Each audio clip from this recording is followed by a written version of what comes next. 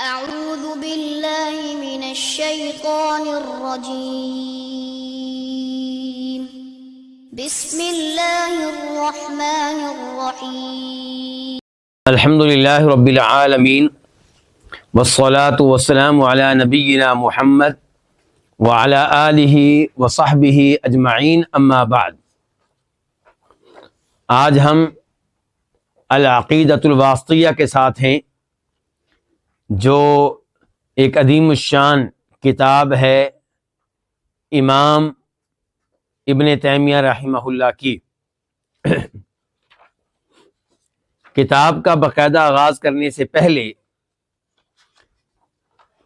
یہ ذکر کرنا چاہوں گا کہ ہمیں اس کتاب کے ذریعے کیا کچھ پڑھنے کا موقع ملے گا، کون کون سے اہم موضوعات اس کتاب میں پڑھنے کو ملیں گے۔ تو اس میں ایک تو ایمان کے 6 ارکان پڑھنے کا موقع ملے گا۔ آپ جانتے ہیں کہ ایمان کے کتنے ارکان ہیں؟ 6۔ اللہ پہ ایمان لانا، فرشتوں پہ ایمان لانا، آسمانی کتابوں پہ ایمان لانا، رسولوں پہ ایمان لانا، آخرت پہ ایمان لانا، تقدیر پہ ایمان لانا۔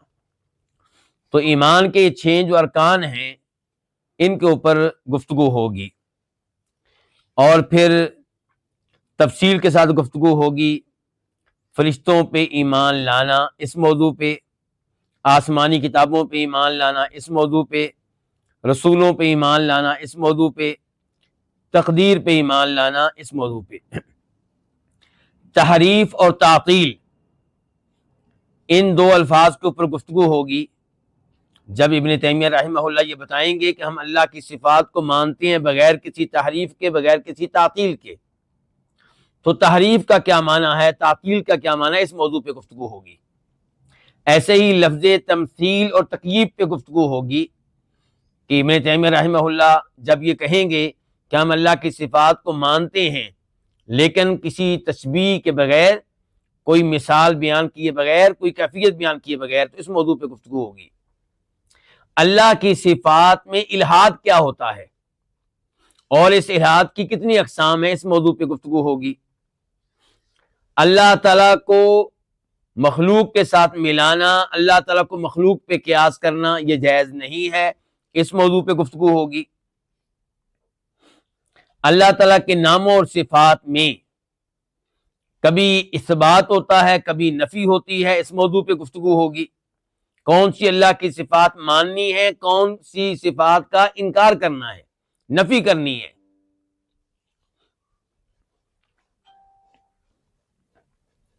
اس کے بعد وہ آیات ذکر کی جائیں گی جن میں اللہ تعالیٰ کی صفات کا تذکرہ آیا ہے۔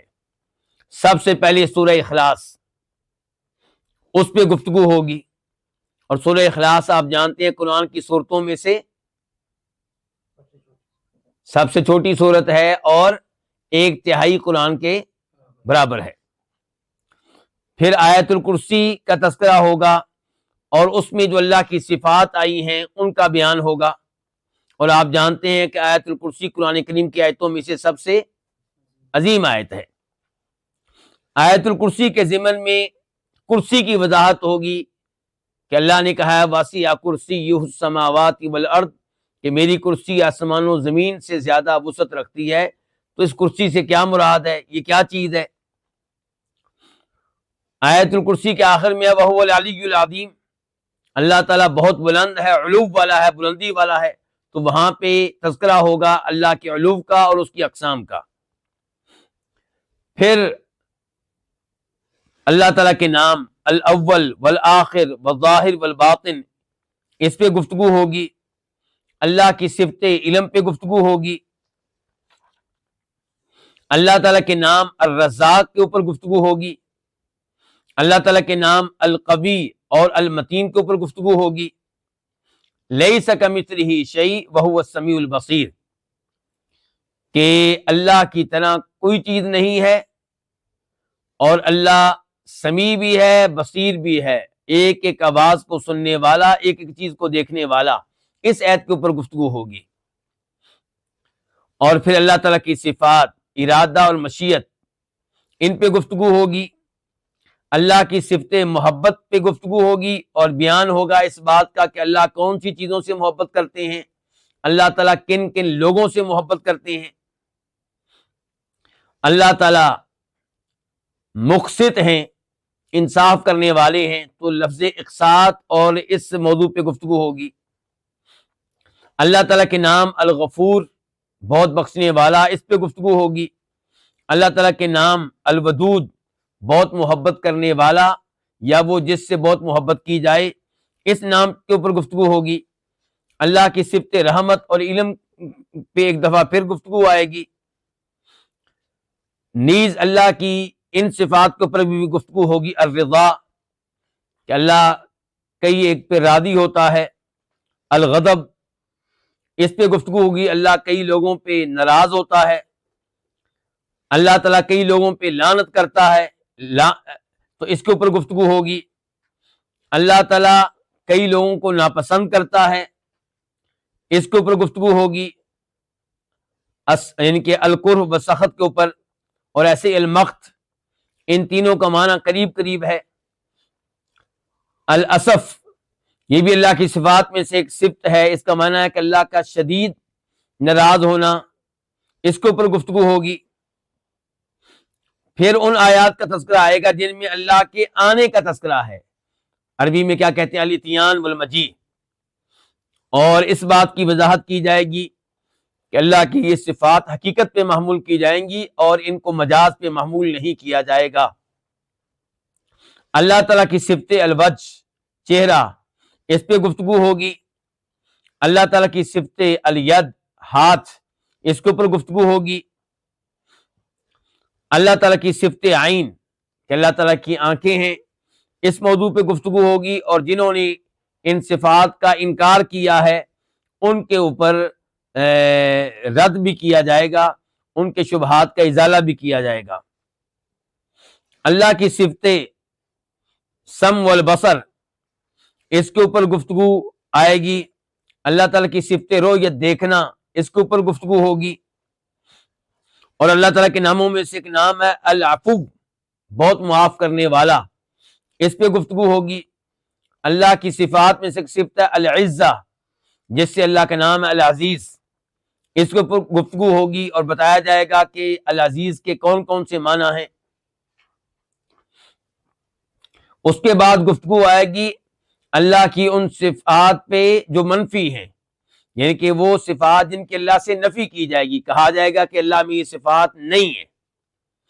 مثال کے طور پہ وضاحت آئے گی اس بات کی کہ اللہ کا کوئی ند نہیں ہے، وضاحت آئے گی کہ ند سے مراد کیا، شریک، وضاحت آئے گی اس بات کی کہ اللہ تعالیٰ کا کوئی سمیع نہیں ہے، ہم نام نہیں ہے۔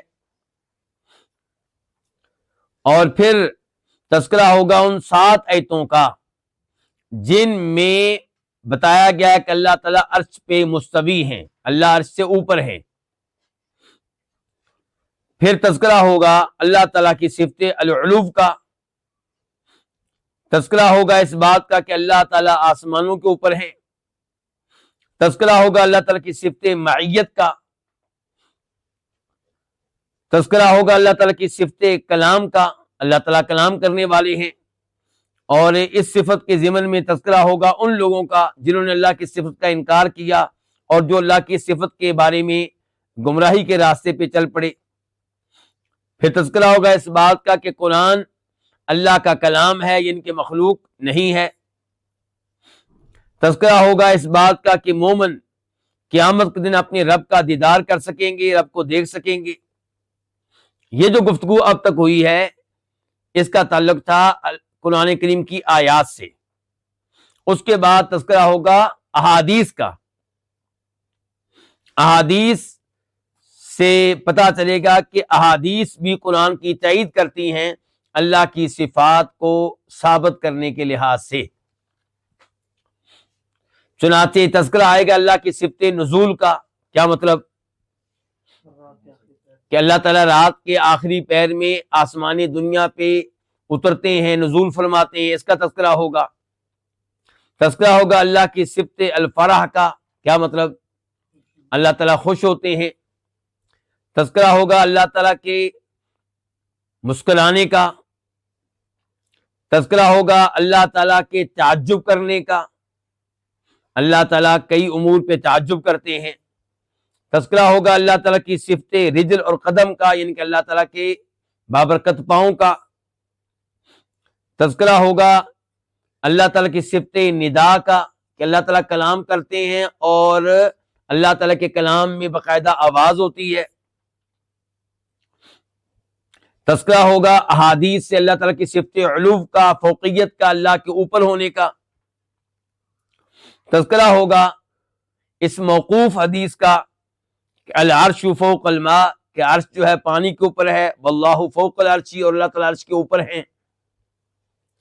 تذکرہ ہوگا حدیث جاریہ کا، حدیث جاریہ سے مراد کیا، جاریہ کس کو کہتے ہیں، یہاں پہ کیا معنی مراد ہے، جاریہ کے لونڈی، یعنی کہ مسلم شریف کی وہ حدیث جس میں آتا ہے کہ نبی علیہ الصلوۃ والسلام کے پاس آ کر کسی صحابی نے کہا تھا میں اپنی لونڈی کو آزاد کرنا چاہتا ہوں، آپ نے فرمایا میرے پاس لے کر آؤ۔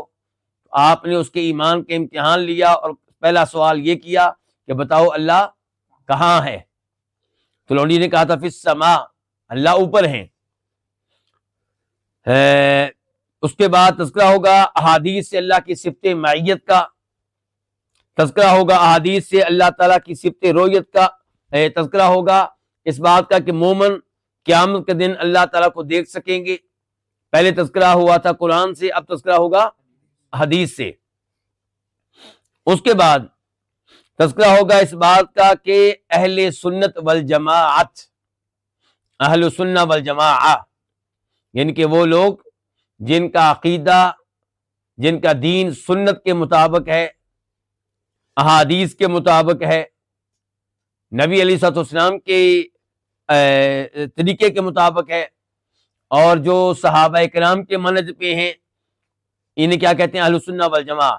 تو ان کے بارے میں تذکرہ ہوگا کہ یہ تمام گروہوں کے درمیان میں کھڑے ہیں۔ ہوگا یہ کہ مختلف عقائد میں ایک گروہ ادھر کھڑا ہوگا دائیں طرف اور ایک بائیں طرف، اور درمیان میں جو سیدھا راستہ ہوگا اس پہ کون ہوں گے، اہل سنہ والجماعہ۔ پھر تذکرہ ہوگا کہ اس کا کیا معنی کہ اہل سنہ والجماعہ وسط ہیں، درمیان میں ہے، وسط کس کا کیا معنی مراد ہے۔ جہمیوں کا تذکرہ ہوگا، جہمی کون ہے ان کا تعارف کرایا جائے گا۔ مشبہہ کا تذکرہ ہوگا، یہ کون ہے، مشبہہ یعنی کہ اللہ کی صفات کو مخلوق کی صفات کے ساتھ تشبیہ دینے والے۔ جہمیہ یعنی کہ اللہ کی صفات کا انکار کرنے والے۔ الجبریہ کا تذکرہ ہوگا، جو سمجھتے ہیں کہ بندہ مجبور محض ہے، یعنی کہ اس کے ہاتھ میں کچھ نہیں ہے۔ قدریہ کا تذکرہ ہوگا، جو جبریہ کے الٹ ہیں، تقدیر کا انکار کرنے والے، کہتے ہیں تقدیر کچھ نہیں ہے، بندہ سب کچھ ہے، جو چاہے سو کرے۔ پھر تذکرہ ہوگا بندوں کے افعال کا، کہ بندوں کے افعال کا خالق کون ہے، میں اور آپ جو کام کرتے ہیں، جو گفتگو کرتے ہیں، ان ہمارے افعال کا، ہمارے ان اقوال کا خالق کون ہے، اور کیا عمل کرنے میں ہمارا کوئی عمل دخل ہے، ہمارا کوئی ارادہ ہے، ہماری کوئی قدرت ہے، ہماری کوئی مشیت ہے، ہمارا کوئی ارادہ ہوتا ہے۔ اس کے بعد تذکرہ ہوگا مرجیہ کا، مرجیہ جو یہ عقیدہ رکھتے ہیں کہ اعمال ایمان کا حصہ نہیں ہے۔ تذکرہ ہوگا اس موضوع کا کہ اہل سنت والجماعت ایمان کے موضوع پہ، ایمان کے باب میں کئی گروہوں کے درمیان میں کھڑے ہیں، گمراہ گروہوں کے درمیان میں کھڑے ہیں، کچھ گمراہ گروہ ادھر چلے گئے، کچھ ادھر چلے گئے، یہ درمیان میں کھڑے ہیں ایمان کے موضوع پہ۔ ایمان کسے کہتے ہیں، مومن کون ہوتا ہے۔ پھر یہ موضوع آئے گا کہ اہل سنت والجماعہ نبی علیہ الصلوۃ والسلام کے صحابہ کرام کے بارے میں کیا عقیدہ رکھنا چاہیے، اس بارے میں بھی یہ بیچ میں کھڑے ہیں، راہ اعتدال پہ ہیں، جبکہ گمراہ جو فرقے ہیں وہ دائیں اور بائیں ہیں، سیدھے راستے پہ نہیں ہے بلکہ دائیں اور بائیں ہیں۔ پھر رافضہ کی تعریف ہوگی کہ رافضہ کون ہے، صحابہ سے بغض رکھنے والے لوگ یہ کون ہیں۔ اس کے بعد اس بات کا تذکرہ اور وضاحت ہوگی کہ اللہ تعالیٰ کا اوپر ہونا اللہ کی معیت کے منافی نہیں ہے، ان کا ہمارا عقیدہ ہے کہ اللہ سب سے اوپر ہے، اور یہ بھی عقیدہ ہے کہ اللہ تعالیٰ ہر ایک کے ساتھ ہے، تو دونوں میں کوئی تضاد نہیں ہے۔ پھر تذکرہ ہوگا اللہ کی صفت قرب کا، اللہ کا قریب ہونا، اور اللہ کی صفت معیت کا۔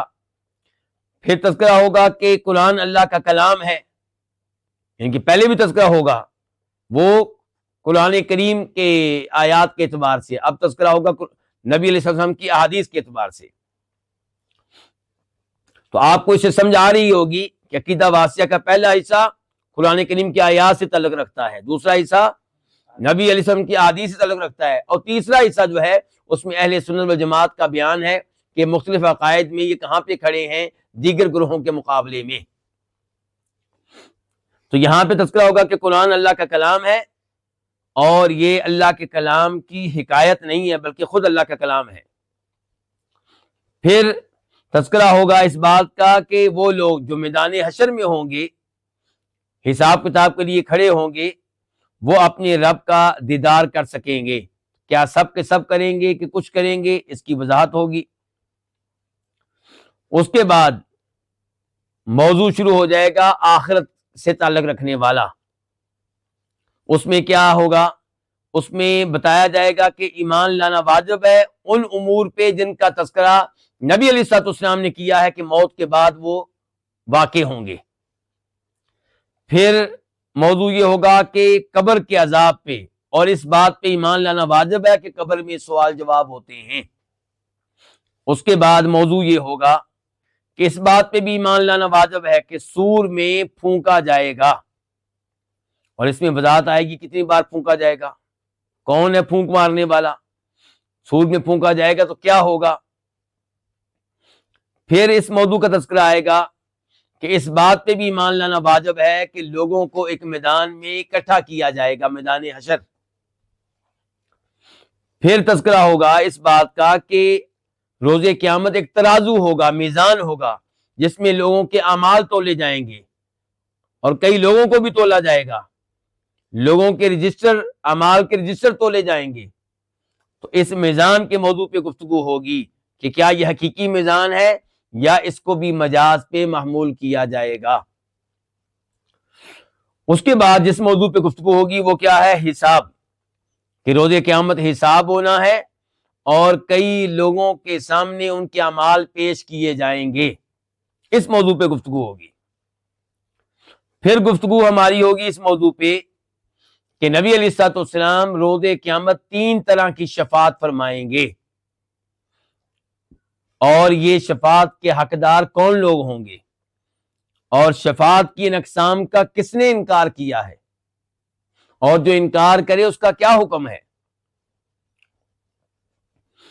پھر موضوع آئے گا تقدیر پہ ایمان لانے کا، اس بات پہ ایمان لانا کہ جو کچھ جس کے ساتھ ہو رہا ہے یہ سب کچھ پہلے سے اللہ کو معلوم ہے اور اللہ کے ہاں لکھا ہوا ہے۔ تو تقدیر پہ ایمان لانا اور اس کے کیا مراتب ہیں، اس موضوع پہ گفتگو ہوگی۔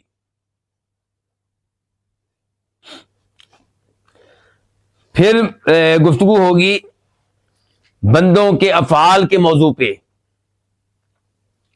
جس کے بارے میں پہلے بھی اشارہ کیا جا چکا ہے کہ بندوں کے افعال، کیا بندے خود اپنے اعمال، افعال، اقوال کے خالق ہیں یا اللہ تعالیٰ خالق ہے، اور بندہ جب گناہ کرتا ہے اس میں بندے کی مرضی، ارادہ، مشیت کا عمل دخل کس حد تک ہوتا ہے، بندے کو کس حد تک قدرت ہے نیکیاں کرنے پہ یا گناہ کرنے پہ۔ اس کے بعد بتایا جائے گا کہ تقدیر کے موضوع پہ 2 فرقے گمراہ ہوئے، ایک قدریہ اور ایک جبریہ، پہلے بھی ان کا تذکرہ آ چکا ہے۔ قدریہ وہ جنہوں نے تقدیر کا انکار کیا، جو کہتے ہیں کہ یہ بات جھوٹ ہے کہ پہلے سے ہی لکھ دیا گیا انسان نے کیا کرنا ہے، تو یہ لوگ تقدیر کا انکار کرنے والے ہوئے، ان کو کیا کہتے ہیں؟ قدریہ۔ اور دوسری طرف کون ہے؟ جبریہ، جو کیا کہتے ہیں سب کچھ لکھا ہوا ہے، اور انسان جب گناہ کرتا ہے تو اس میں انسان کی کوئی مرضی نہیں ہوتی، کوئی ارادہ نہیں ہوتا، کوئی مشیت نہیں ہوتی، کوئی قدرت نہیں ہوتی، یہ بھی گمراہ وہ بھی گمراہ۔ حق کیا ہے یہ بتایا جائے گا انشاءاللہ۔ اس کے بعد گفتگو ہوگی اس موضوع پہ کہ ایمان کس کو کہتے ہیں، یعنی کہ ایمان نام ہے قول کا اور عمل کا، اور یہ بڑھتا بھی ہے اور کم بھی ہو جاتا ہے۔ اس موضوع پہ تفصیل کے ساتھ گفتگو ہوگی۔ اس کے بعد موضوع شروع ہوگا صحابہ کرام کے تعلق سے، تو اس میں یہ بتایا جائے گا کہ اہل سنت والجماعت، اہل الحدیث کے دل اور ان کی زبانیں صحابہ کرام کے تعلق سے سلامت رہتی ہیں، نہ دلوں میں کسی صحابی کے خلاف بغض ہوتا ہے، نہ زبان پہ کسی صحابی کے خلاف کوئی لفظ ہوتا ہے۔ پھر گفتگو ہوگی اس موضوع پہ کہ صحابہ کرام ایک مقام و مرتبہ نہیں رکھتے، فرق ہے۔ کچھ صحابہ کرام دوسروں سے افضل ہیں، مثال کے طور پہ ابو بکر صدیق سب سے افضل ہیں، پھر ابو بکر کا مقام و مرتبہ ہے، پھر جناب عثمان کا، پھر جناب علی کا، اور پھر عشرہ مبشرہ، اور پھر بدری صحابہ کرام، اور پھر وہ صحابہ کرام جو مکہ فتح ہونے سے پہلے مسلمان ہوئے، پھر وہ جو بعد میں مسلمان ہوئے۔ تو صحابہ کرام میں فضیلت کے لحاظ سے فرق ہے۔ اس کے بعد خلافت کے موضوع پہ گفتگو ہوگی کہ خلیفہ اول کون ہے، اور کیا خلافت ان کا حق تھا یا انہوں نے نعوذ باللہ قبضہ کیا ناجائز طور پہ خلافت کے اوپر۔ تو پھر جناب عمر کی خلافت، جناب عثمان کی خلافت، جناب علی کی خلافت، اس موضوع پہ گفتگو ہوگی۔ اس کے بعد ہمارا موضوع یہ ہوگا کہ اہل سنت اہل الحدیث آل بیت سے محبت کرتے ہیں، اور ہمارا اس سے کوئی تعلق نہیں جو آل بیت سے دشمنی رکھے۔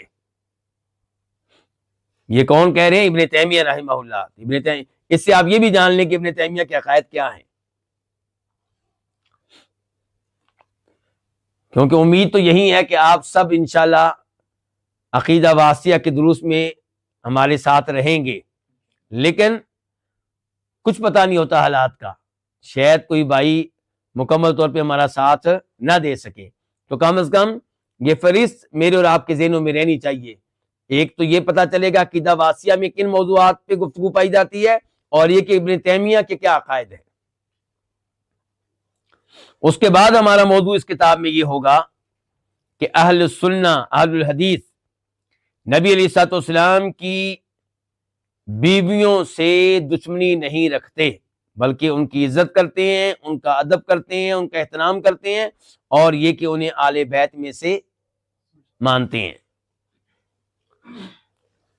پھر گفتگو ہوگی اس موضوع پہ کہ اہل سنہ اہل الحدیث صحابہ کرام کے مابین ہونے والے اختلاف پہ خاموش رہتے ہیں، ان کے آپس کے اختلافات کی وجہ سے ان پہ تنقید نہیں کرتے، ان کی توہین نہیں کرتے۔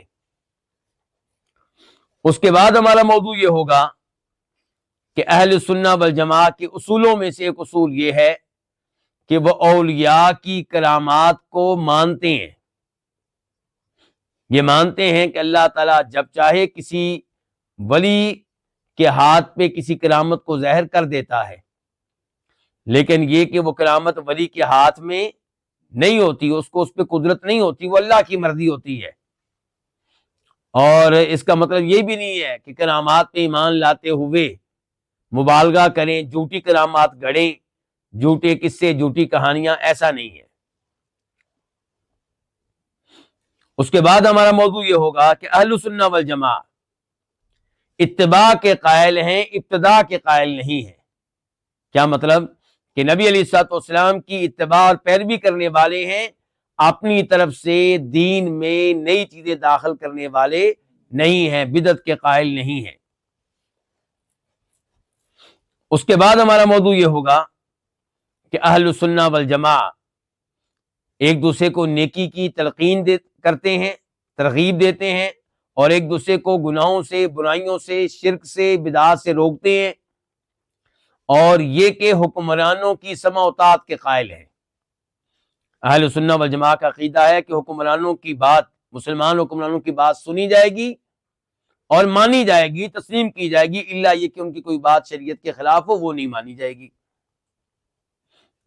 اور پھر جو آزمائشیں آئیں ان پہ صبر کرتے ہیں۔ اہل السنہ والجماعہ یہ اخلاقیات کو اپناتے ہیں، مختلف اخلاق کے جو پہلو ہیں انہیں اختیار کرتے ہیں۔ ایسا یعنی کہ درست عقیدے کا یہ مطلب نہیں ہے کہ عقیدے کے لحاظ سے غلط راستے پہ ہوں، بدتمیز ہوں، نہیں، ایسا نہیں ہے۔ جیسے عقیدہ درست ایسے اخلاق بھی اعلیٰ۔ اور آخری موضوع یہ ہوگا کہ اہل السنہ والجماعہ 73 فرقوں میں سے وہ عظیم گروہ ہیں جو کامیاب گروہ ہے، جو فرقہ ناجیہ ہے۔ تو یہ ہے ان موضوعات کی فہرست جن پہ انشاءاللہ اس کتاب میں گفتگو ہوگی۔ اب ہم باقاعدہ کتاب کا آغاز کرتے ہیں، اور یہ بتانا چاہوں گا کہ یہ کتاب چونکہ بہت عظیم ہے، اس لیے بہت سے علماء کرام نے اس کتاب کی شرح کی ہے۔ کسی نے شرح لکھی ہے اور کسی نے دروس کی شکل میں شرح کی ہے، اور بعد میں ان دروس کو تحریری شکل دے دی گئی ہے۔ کون سے بڑے ایسے عالم دین ہیں جنہوں نے عقیدہ واسطہ کی شرح نہ کی ہو؟ عرب علماء کرام کی بات کر رہا ہوں۔ وہ عرب علماء کرام جو سلفی ہیں، ان میں سے کم ہی کوئی ایسا ہوگا جس نے عقیدہ واسطہ کی شرح نہ کی ہو۔ یہ ممکن ہے کہ کوئی ایسا عالم دین ہو جس کی شرح ہم تک پہنچے نہ، جس کی شرح لکھی نہ گئی ہو، لیکن عام طور پہ جو بڑے بڑے سلفی عرب علماء کرام ہیں انہوں نے عقیدہ واسطہ کی شرح کر رکھی ہے۔ تو انشاءاللہ ان شروحات سے فائدہ اٹھایا جائے گا۔ خصوصی طور پہ وہ شرح جو کس نے کی ہے؟ شیخ ابن عثیمین رحمہ اللہ نے۔ شیخ ابن عثیمین رحمہ اللہ دوسرے علماء کرام سے ایک امتیاز رکھتے ہیں، انفرادیت رکھتے ہیں، اور وہ یہ کہ اللہ تعالیٰ نے جہاں ان کو گہرا علم دے رکھا تھا وہاں پہ اللہ تعالیٰ نے ان کو یہ صلاحیت بھی دے رکھی تھی کہ گہرے سے گہرے مسائل کو آسان انداز میں پبلک کے سامنے رکھ سکیں۔ یہ صلاحیت بہت کم علماء کرام میں دیکھی گئی ہے، لیکن اللہ نے یہ صلاحیت کس کو دی تھی؟ شیخ ابن عثیمین رحمہ اللہ کو۔ اس لیے ان کی کتابیں پڑھی جائیں تو بڑی آسانی سے انسان دین سیکھتا ہے، عقیدہ سیکھتا ہے، اور بدعات اور گمراہیوں سے محفوظ رہتا ہے۔ تو اس لیے شیخ ابن عثیمین رحمہ اللہ سے سب سے زیادہ فائدہ اٹھایا جائے گا اس کتاب کی شرح کرتے ہوئے، لیکن دیگر علماء کرام کو بھی نظر انداز نہیں کیا جائے گا، ان کے علم سے بھی فائدہ اٹھایا جائے گا۔ اس کی شرح کرنے والے بہت سے لوگ ہیں۔ پاکستان، انڈیا میں سلفی مدارس میں عام طور پہ جو شرح پڑھائی جاتی ہے وہ کون سی ہے؟ وہ شرح جو کرنے والے کون ہیں؟ شیخ محمد خلیل الحراس۔ اور آپ کے سامنے اس بات کا تذکرہ کر دینا بہت مناسب ہوگا کہ محمد خلیل حراس مصری ہیں، اور یہ ابن تیمیہ کو شکار کرنے آئے تھے لیکن شکار ہو گئے۔ کیا کرنے آئے تھے؟ ابن تیمیہ کو شکار کرنا چاہتے تھے، لیکن ابن تیمیہ نے ان کو شکار کر لیا۔ یعنی کہ جب یہ پی ایچ ڈی وغیرہ کرنے لگے تو انہوں نے کہا کہ میں ابن تیمیہ کے موضوع پہ لکھوں گا، مراد ہے کہ ان کے خلاف۔ لیکن جب ان کے خلاف لکھیں گے تو ظاہر ان کی کتب کو پڑھنا پڑے گا، تو پڑھتے چلے گئے اور تبدیل ہوتے چلے گئے۔ وہ جو ابن تیمیہ کے شدید مخالف تھے، جب ان کی کتب پڑھ کے فارغ ہوئے تو ابن تیمیہ سے شدید محبت کرنے والے ہو گئے، حتیٰ کہ ان کی کتب کی خدمت میں لگ گئے۔ تو اسی طرح ابن تیمیہ رحمہ اللہ نے کئی لوگوں کو شکار کیا ہے، یہ کوئی اکیلے نہیں ہے۔ ابن تیمیہ رحمہ اللہ کا تذکرہ عام طور پہ آپ لوگوں سے سنیں گے منفی انداز میں، تو آپ ان کے مخالف ہو جائیں گے، لیکن اگر اللہ نے آپ کو صلاحیت دی ہے ان کی کتب پڑھنے کی تو آپ جیسے جیسے پڑھتے چلے جائیں گے ایسے ایسے ان کے معتقد ہوتے چلے جائیں گے۔ بلکہ یہاں پہ میں نام لینا چاہوں گا ایک دیوبندی عالم دین کا، کیا نام ہے ان کا جی؟ مولانا منظور احمد مینگل۔ اردو میں ان کے لیکچر یوٹیوب پہ کثرت کے ساتھ موجود ہیں، اپنے مسلک کے علماء میں کافی مضبوط ہیں۔ اس کا مطلب یہ نہیں ہے کہ ہم ان کے عقائد کے قائل ہیں، نہیں، ایسا نہیں ہے۔ ہمیں ان سے کئی جگہ پہ اختلاف ہوگا اور شدید اختلاف ہوگا، اور میں کسی سے یہ نہیں کہوں گا کہ آپ ان کی تقاریر سنیں، لیکن بہرحال ایک ان کی خوبی وہ ماننی پڑے گی۔ وہ کیا کہ ان کا کلپ موجود ہے، یوٹیوب پہ موجود ہے۔ وہ کہتے ہیں کہ میں کسی زمانے میں ابن تیمیہ اور ابن القیم کا شدید مخالف تھا، میں انہیں برا بھلا کہتا رہا، پھر جب ان کی کتابیں پڑھی تو میں ان کا معتقد ہو گیا، اور آج میں روتا ہوں کہ میں نے کیوں ان کے خلاف گفتگو کی۔ دیوبندی ہونے کے باوجود یہ بات کہہ رہے ہیں، یعنی کہ اب وہ ان دونوں کو اللہ کا ولی سمجھتے ہیں۔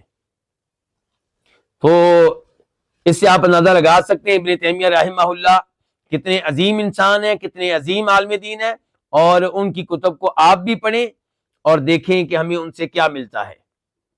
تو بہرحال یہ محمد خلیل حراس کے بارے میں بتا رہا تھا کہ ان کی شرح سلفی جامعات میں پڑھائی جاتی ہے، پاکستان میں بھی، انڈیا میں بھی، بلکہ مجھے یاد آیا کہ سعودی عرب میں بھی مدینہ یونیورسٹی جامعہ اسلامیہ، ان کے متحد جو سکول ہے جسے کیا کہتے ہیں المعہد الثانوی، اس سکول میں کلیے سے پہلے، کالج کی تعلیم سے پہلے، سیکنڈری میں یہ کتاب پڑھائی جاتی ہے، کون سی؟ شرح عقیدہ واسطیہ، جو لکھنے والے ہیں خلیل حراس، اور خود میں نے یہ وہاں پہ پڑھی ہے، یعنی کہ مجھے یہ کتاب یہاں پاکستان میں بھی پڑھنے کا موقع ملا، وہاں پہ بھی پڑھنے کا موقع ملا۔ تو آج پھر ایک دفعہ موقع مل رہا ہے، انشاءاللہ اللہ کے فضل و کرم سے اس کی وجہ سے عقائد میں مضبوطی بھی آئے گی، اور اس میں اس کے علوم میں وسعت بھی پیدا ہوگی۔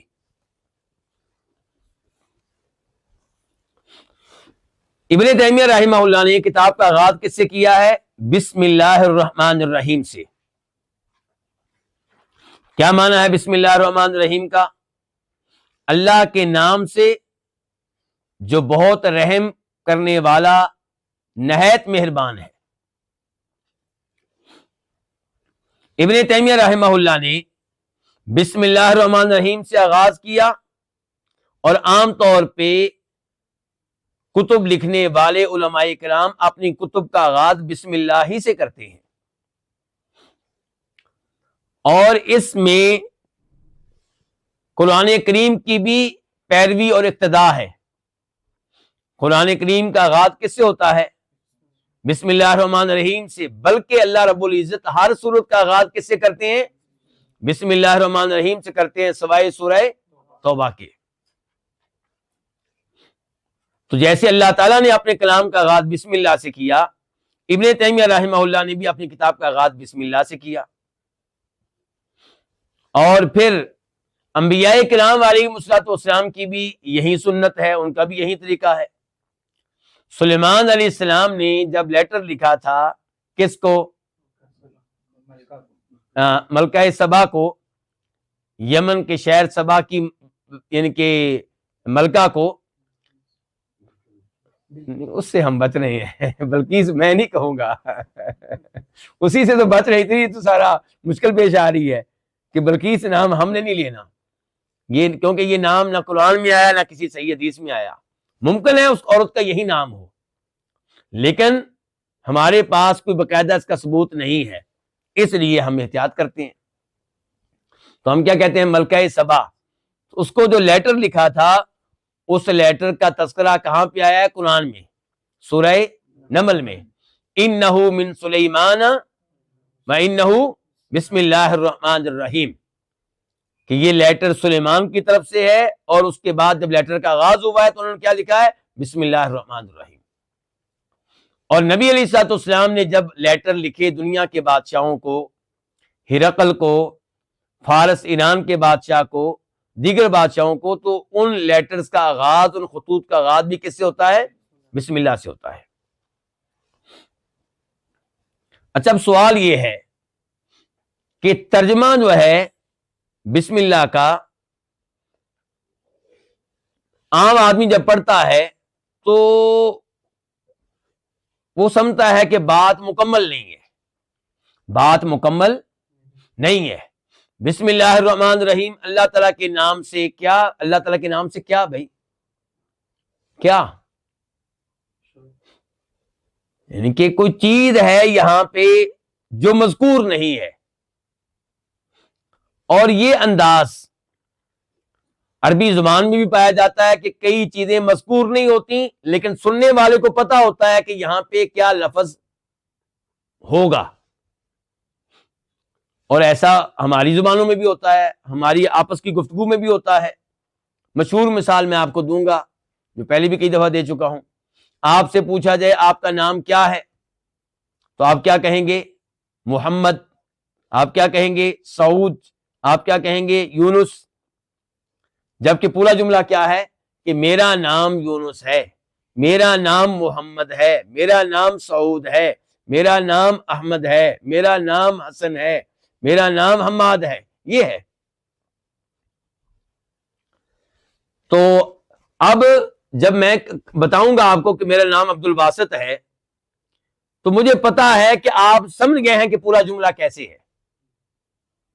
تو یہی انداز قرآن کریم میں کئی مقامات پہ اختیار کیا گیا ہے۔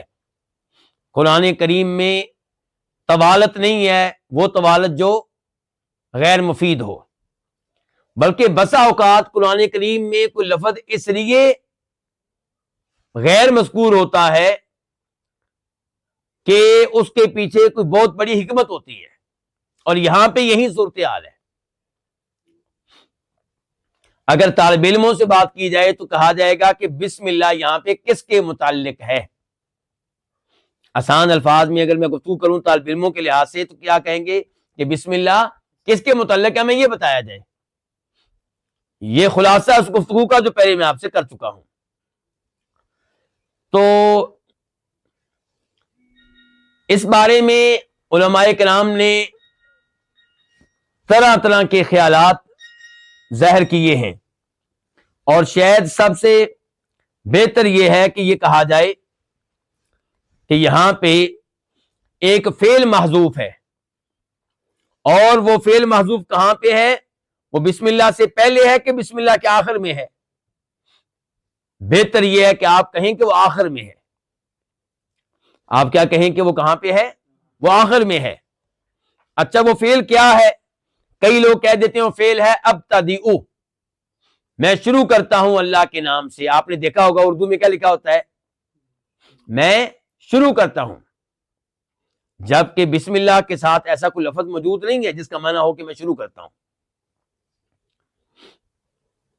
تو اس کو کہاں پہ لے کر آتے ہیں؟ عام طور پہ شروع میں، لیکن بہتر کیا ہے کہ یہ کہاں پہ آئے؟ آخر میں آئے۔ اور ہو کون سا لفظ؟ جو کچھ آپ کرنے لگے ہیں اس کے لحاظ سے جو مناسب ہوگا۔ جب آپ کھانا کھانے لگے ہیں تو وہاں پہ آپ کہیں گے کہ یہاں پہ جو فعل مقدر ہے، محذوف ہے، وہ کیا ہے؟ بسم اللہ الرحمن الرحیم آکلو، اللہ کے نام کے ساتھ جو بہت مہربان نہایت رحم کرنے والا ہے، میں کھانا کھاتا ہوں، میں کھانا کھانے لگا ہوں، کیونکہ آپ کھانا کھانے لگے ہیں۔ اور جب آپ وضو کرنے سے پہلے بسم اللہ پڑھیں گے تو پھر کیا ہوگا؟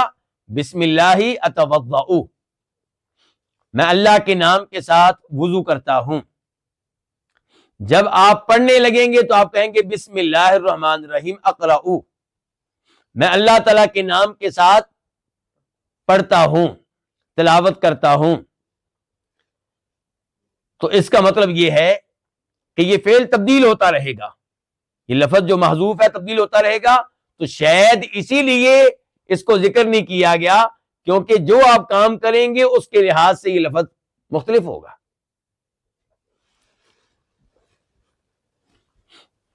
اچھا، اب سوال یہ کہ ہم نے یہ کیوں کہا کہ یہ لفظ جو ہے آخر میں ہے، شروع میں نہیں ہے. یعنی کہ میں نے ابھی جو مثالیں دی ہیں تو جو لفظ مقدر اور محذوف ہے، پوشیدہ ہے، اس کو میں آخر میں لاتا رہا ہوں. بسم اللہ اتوضا، بسم اللہ اقرا، بسم اللہ آکلو. تو یہ بھی تو کہا جا سکتا تھا اتوضا بسم اللہ، شروع میں آ جاتا. آکلو بسم اللہ، اقرا بسم اللہ. تو کہتے ہیں نہیں، ہم کہیں گے کہ یہ لفظ شروع میں نہیں ہے بلکہ آخر میں ہے. آخر میں اگر آپ مانیں گے تو اس میں کئی حکمتیں ہیں، اس کے کئی فوائد ہیں. نمبر 1، حصر کا فائدہ. کس کا فائدہ؟ حصر کا فائدہ آپ کو ملے گا. اگر بعد والے لفظ کو، یعنی کہ وہ لفظ جس کا حق بنتا ہے کہ اس کو بعد میں لایا جائے، لیکن آپ اس کو پہلے لے آئیں تو اس سے کلام میں تخصیص پیدا ہو جاتی ہے، حصر پیدا ہو جاتا ہے. ایک مثال سے سمجھاؤں گا. ایاک نعبد، کیا معنی کرتے ہیں ہم لوگ؟ تیری ہی ہم عبادت کرتے ہیں. ہی کس کا معنی ہے؟ اگر میں آپ سے پوچھوں کہ کس لفظ کا معنی ہے تو آپ اس کا کوئی جواب نہیں دے سکیں گے. ہی نہ تو ایا کا معنی ہے، نہ کا معنی ہے، نہ نعبد کا معنی ہے. تو پھر کہاں سے ہم لے آئے ہی؟ اس لیے کہ عربی زبان میں پہلے فعل آیا کرتا ہے. فعل کو انگلش میں کیا کہتے ہیں جی؟ ورب. اس کے بعد کیا آیا کرتا ہے؟ فاعل. فاعل کو کیا کہتے ہیں جی؟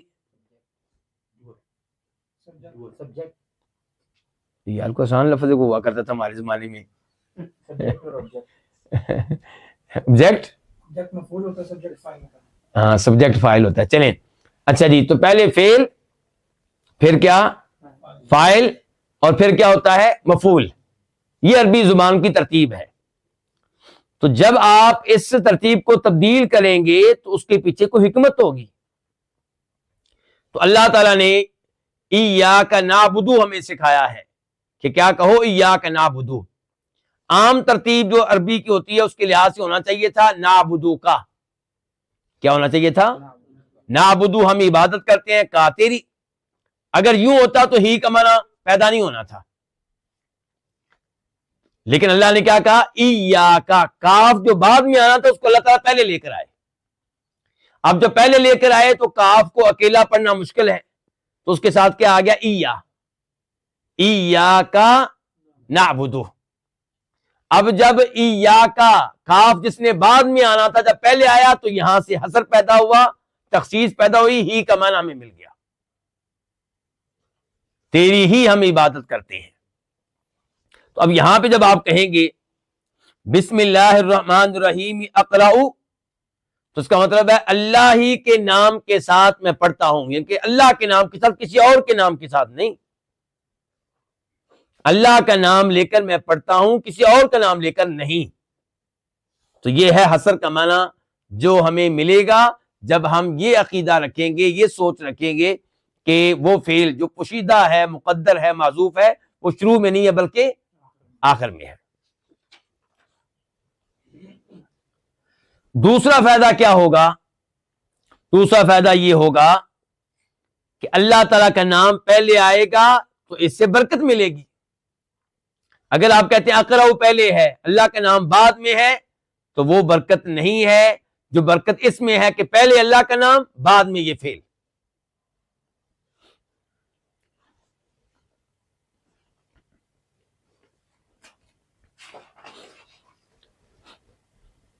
بسم اللہ، لفظ اللہ، یہ کیا چیز ہے؟ یہ اللہ تعالیٰ کا ذاتی نام ہے.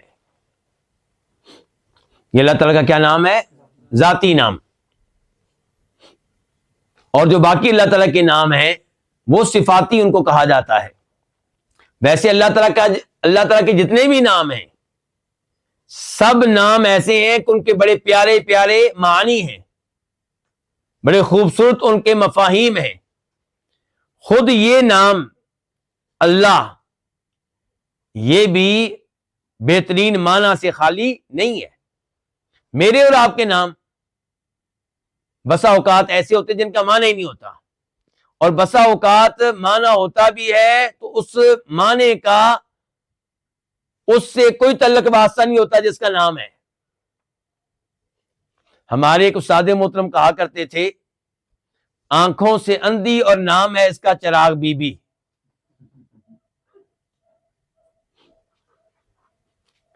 یعنی کہ نام کیا ہے اور خود وہ کیا ہے. لیکن اللہ تعالیٰ کے نام ایسے نہیں ہیں. اللہ تعالیٰ کا ہر نام ایک بہترین معنی و مفہوم پہ دلالت کرتا ہے, اللہ کی صفت پہ دلالت کرتا ہے. تو یہ جو ہے لفظ اللہ, اس کا معنی کیا؟ المألوہ, وہ ذات جس کی عبادت کی جائے. تو وہ جس کی عبادت کی جائے وہ کون ہے؟ صرف ایک اللہ تعالیٰ ہے جو عبادت کے حقدار ہے, جو عبادت کے لائق ہے. آپ اگر یہ غور کرنا چاہتے ہیں اس بات پہ کہ لفظ اللہ کا کیا معنی ہے, تو آپ غور کریں سورہ انعام کی آیت نمبر 3 پہ. آیت نمبر 3, وَهُوَ اللَّهُ فِي السَّمَاوَاتِ وَفِي الْأَرْضِ, اور وہی وَهُوَ اللَّهُ, وہاں پہ اللہ کا معنی معبود ہے, یعنی کہ باقاعدہ وہاں پہ یہ معنی کیا جائے گا. وہاں پہ یہ نہیں ہم کہیں گے کہ وہ اللہ ہے آسمانوں اور زمین میں, بلکہ اردو ترجمہ کرتے ہم کیا کہیں گے؟ اور وہی ہے جس کی عبادت کی جاتی ہے آسمانوں میں اور زمین میں. یعنی کہ آسمان والے بھی اس کی عبادت کرتے ہیں, زمین والے بھی اس کی عبادت کرتے ہیں. تو اس آیت میں لفظ اللہ معبود کے معنی میں واضح طور پہ آیا ہے. اور یہ اللہ تعالیٰ کا وہ نام ہے جو اللہ تعالیٰ کے ساتھ خاص ہے, کسی اور کا یہ نام رکھنا جائز نہیں ہے. اس کے بعد کیا؟ الرحمن الرحیم. الرحمن بہت رحم کرنے والا, رحیم بھی بہت رحم کرنے والا. دو اللہ کے یہ نام ہیں, ایک رحمان ایک رحیم. ان میں سے رحمان اللہ کا وہ نام ہے جو صرف اللہ پہ استعمال ہوتا ہے, اللہ پہ بولا جاتا ہے, دوسروں پہ نہیں بولا جاتا. اور یہ بھی اللہ تعالیٰ کے نام اللہ کی طرح استعمال ہوتا ہے. مثال کے طور پہ اللہ نے کیا کہا سورہ رحمان میں؟ الرحمن علی العرش استوی, رحمان عرش پہ مستوی ہے, عرش کے اوپر ہے. تو یہاں پہ اللہ نے اپنا نام الرحمن بطور عالم کے ذاتی نام کے طور پہ استعمال کیا ہے.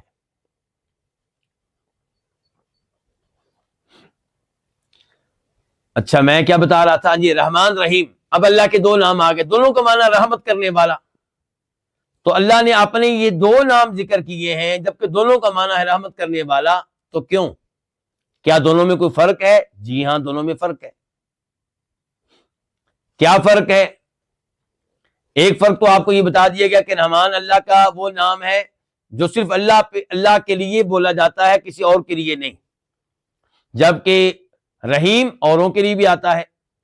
لَقَدْ جَاءَكُمْ رَسُولٌ مِّنْ أَنفُسِكُمْ عزیز علیہ ما عنتم حریص علیکم بالمؤمنین رؤوف الرحیم. اللہ تعالیٰ کہہ رہے ہیں سورہ توبہ کے آخر میں, تمہارے پاس ایک ایسے رسول آئے ہیں جو تمہیں کوئی مصیبت پڑے, تم کسی مشقت میں مبتلا ہو جاؤ تو ان پہ گراں گزرتا ہے, ان کو تکلیف ہوتی ہے. آپ کی امت پہ کوئی مصیبت آئے, مسلمانوں پہ کوئی مصیبت آئے, پریشانی آئے, تو اس سے آپ کو تکلیف ہوتی ہے. حریص علیکم, آپ علیہ الصلوۃ والسلام تم پہ بہت حرص رکھنے والے ہیں. آپ کی کوشش ہے کہ تم لوگ جنت میں پہنچ جاؤ, آپ کی کوشش ہے کہ تم جہنم سے بچ جاؤ, آپ کی کوشش ہے کہ تم خیر کے اعمال سر انجام دینے والے بن جاؤ. اس کے بعد کیا کہا؟ بالمؤمنین رؤوف الرحیم. آپ علیہ الصلوۃ والسلام مومنوں پہ رؤوف بہت شفقت کرنے والے ہیں, رحیم اور آپ مومنوں پہ بہت رحم کرنے والے ہیں. رحیم کا لفظ کس کے لیے بولا گیا ہے؟ نبی علیہ الصلوۃ والسلام کے لیے. تو رحیم اللہ کا وہ نام ہوا جو اللہ تعالیٰ کے لیے بھی استعمال ہوتا ہے اور مخلوق کے لیے بھی استعمال ہوتا ہے. رحمان اللہ کا وہ نام ہوا جو صرف اللہ کے لیے استعمال ہوتا ہے.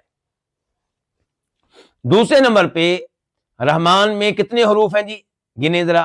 را, ہا, میم, الف, نون. کتنے ہو گئے؟ 5 ہو گئے جی. اور رحیم میں کتنے ہیں؟ را, ہا, یا, میم. کتنے ہیں؟ 4. تو جب رحمان میں حروف زیادہ ہیں تو معنی کے لحاظ سے بھی وہ رحیم سے آگے ہے. تو اس لیے رحمان کا معنی کیا ہوگا؟ بہت زیادہ رحم کرنے والا.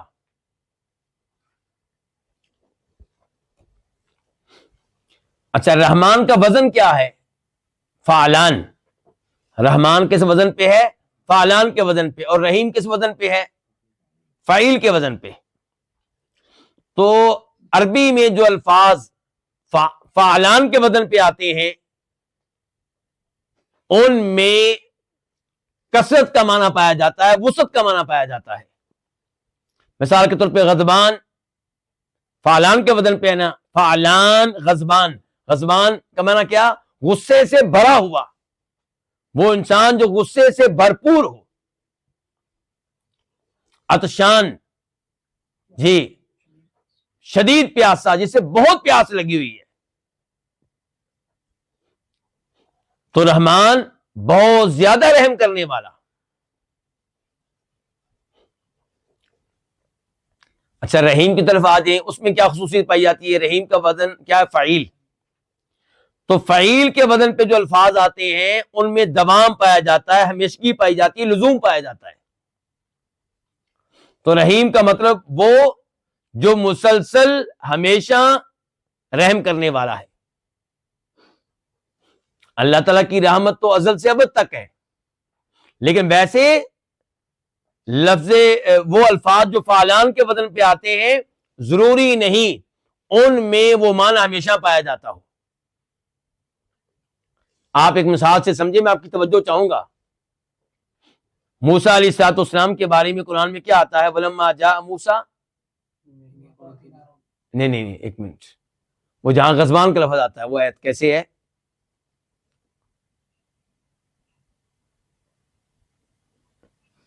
بہرحال وہاں پہ غضبان کا لفظ آیا ہے. کون سا لفظ آیا ہے؟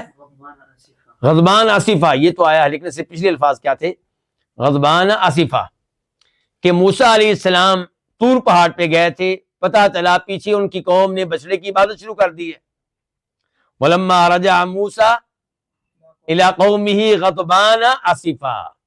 تو موسیٰ علیہ السلام واپس آئے اپنی قوم کی طرف اس حال میں کہ غصے سے بھرے ہوئے، شدید غصے میں. تو غصے میں آئے تو ہارون علیہ السلام کے سر کو پکڑ لیا، ان کی داڑھی کو پکڑ لیا کہ ہارون تیری موجودگی میں یہ کام ہوا ہے. تو ہارون علیہ السلام نے معذرت کی. کیا کہا؟ یبنا امہ، کہ ان القوم استضعفونی وکادوا یقتلوننی، کہ یہ جو لوگ تھے انہوں نے مجھے کمزور سمجھا، یہ کثرت میں تھے، بہت زیادہ تھے، اور قریب تھا کہ مجھے قتل کر دیتے. میں نے منع کیا ان کو، لیکن یہ تو مجھے قتل کرنے والے تھے. تو اس لیے آپ میرے اوپر ناراض نہ ہوں اور میرے اوپر غصے کا اظہار کر کے ان کو خوش نہ کریں. تو موسیٰ علیہ السلام کا غصہ دور ہو گیا. پہلے غضبان تھے، غصے سے بھرے ہوئے تھے، اب غصہ نہ رہا، بلکہ معذرت کی اللہ تعالیٰ سے، اپنے لیے بھی اپنے بھائی کے لیے بھی. قال رب اغفر لی ولی، اے اللہ مجھے بھی معاف کر دے، میرے بھائی کو بھی معاف کر دے. تو کہنے کا مطلب یہ ہے کہ غضبان جو فعلان کے وزن پہ ہے اس کا معنی غصے والا موسیٰ علیہ السلام میں موجود تھا، پھر زائل ہو گیا. اب اللہ تعالیٰ کی جو صفت رحمت ہے وہ تو زائل ہونے والی نہیں ہے، لیکن لفظ ایسا ہے کہ ضروری نہیں کہ اس میں جو معنی پایا جاتا ہے وہ ہمیشہ رہے. تو فعیل آ گیا، فعیل نے بتا دیا کہ رحمت ہمیشہ رہنے والی ہے. رحمان نے کیا بتا دیا؟ کہ اللہ تعالیٰ کی رحمت بہت وسیع ہے، بہت زیادہ ہے، اس کی وسعت کا آپ لوگ اندازہ نہیں کر سکتے. اور رحیم نے بتا دیا کہ اللہ تعالیٰ کی رحمت صرف دنیا میں نہیں ہے، آخرت میں بھی ہے، ازل سے ابد تک ہے. البتہ کافر لوگ جو ہیں وہ اللہ تعالیٰ کی رحمت سے آخرت میں محروم رہیں گے. اور اس کے دلائل میں سے ایک دلیل یہ ہے کہ روز قیامت اللہ تعالیٰ سے کہیں گے کہ یا اللہ ہمیں دنیا میں واپس بھیج دے، ہمیں موقع دے، ہم سدھر جائیں گے، ہم اپنی اصلاح کریں گے. تو کیا اللہ تعالیٰ ان کی یہ درخواست قبول کریں گے؟ کیا اللہ تعالیٰ ان پہ رحمت کرتے ہوئے جہنم کی آگ سے نکالیں گے؟ نہیں، بلکہ کہا جائے گا قال اخسؤ فیہا ولا تکلمونی، دفع ہو جاؤ اسی جہنم میں رہو اور مجھ سے اس موضوع پہ کلام نہ کرو، گفتگو نہ کرو۔ تو یہ ہے بسم اللہ الرحمن الرحیم، اس کے اوپر آج گفتگو ہوئی ہے، اور پھر انشاءاللہ آئندہ درس میں اسی طرح گفتگو جاری و ساری رہے گی۔ میری درخواست ہے میرے ان سب بھائیوں سے بہنوں سے جو آج درس میں میرے ساتھ تھے کہ آپ نے ہمیں چھوڑنا نہیں ہے، پریشان نہیں ہونا، کہیں کہیں پہ تھوڑی سی مشکل گفتگو آیا کرے گی، ورنہ میری کوشش یہی ہوگی کہ میں آسان انداز میں گفتگو کروں۔ اس کے باوجود کئی دفعہ مشکل مسائل آئیں گے، لیکن کیا مشکل مسائل آئیں تو اس کا حل یہ ہے کہ آپ بھاگ جائیں، چھوڑ جائیں ہمیں؟ نہیں نہیں نہیں، آپ بیٹھیں، آپ کوئی بات نہ بھی سمجھ سکے آپ کو اجر و ثواب ملے گا۔ ایسی مجالس پہ اللہ کی رحمتیں نازل ہوتی ہیں، آپ پہ اللہ کی رحمت نازل ہوگی۔ دوسرے نمبر پہ آپ یہ کیوں سمجھتے ہیں کہ میں نہیں سمجھ سکوں گا؟ آپ انشاءاللہ سمجھ سکیں گے۔